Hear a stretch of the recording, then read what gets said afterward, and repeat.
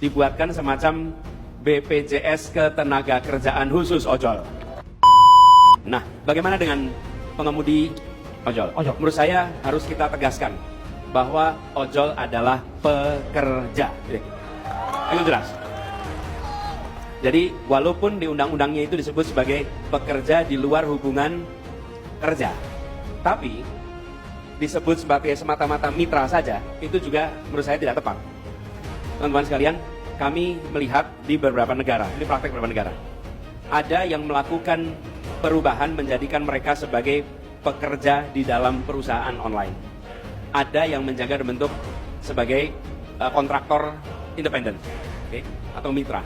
Nah, di beberapa tempat kita menyaksikan ketika itu dimasukkan jadi pekerja, yang terjadi justru peningkatan biaya, ujungnya justru malah beberapa memutuskan keluar dari bisnis, yang akhirnya malah merugikan. Di sisi lain, independen kontraktor atau mitra, kita menyaksikan mereka tidak mendapatkan hak-hak yang penuh, yang seharusnya sebagai orang yang bekerja. Jadi menurut saya, prinsipnya pekerja, lalu kita harus duduk bersama untuk merumuskan pola yang barangkali kalau Indonesia berhasil, Indonesia bisa menjadi negara pertama yang merumuskan pola kerja hubungan antara aplikator dengan pekerja. Karena fenomena di seluruh dunia hari ini belum ada satu pola yang tepat. Kita harus bekerja bersama. Tapi apa prinsipnya?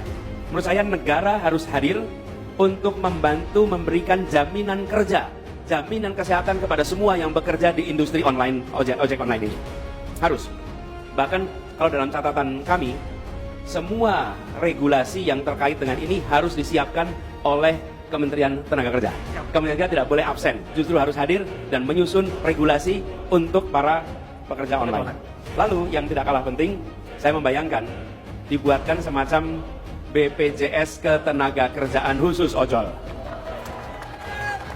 Lalu banyak program dari pemerintah seperti subsidi pendidikan, KIP plus KIPK plus akan diberikan pada semua pengemudi ojol yang terlibat di sini. Jadi, Bapak sekalian, ini bagian dari memastikan bahwa kebutuhan kesejahteraan bisa ditingkatkan, lalu hak-haknya sebagai pekerja harus diberikan.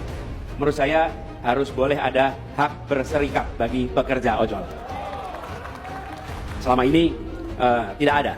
Lalu pemerintah dan bersama-sama dengan pelaku menyusun standar safety bagi pengemudi ojol.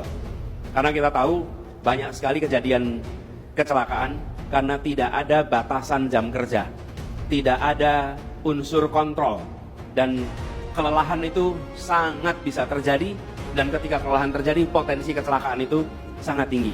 Jadi kami melihat ini penting. Yang terakhir barangkali transparansi tentang imbal hasil atau komisi yang didapat, sehingga kita semua tahu bagaimana dan pengaturannya.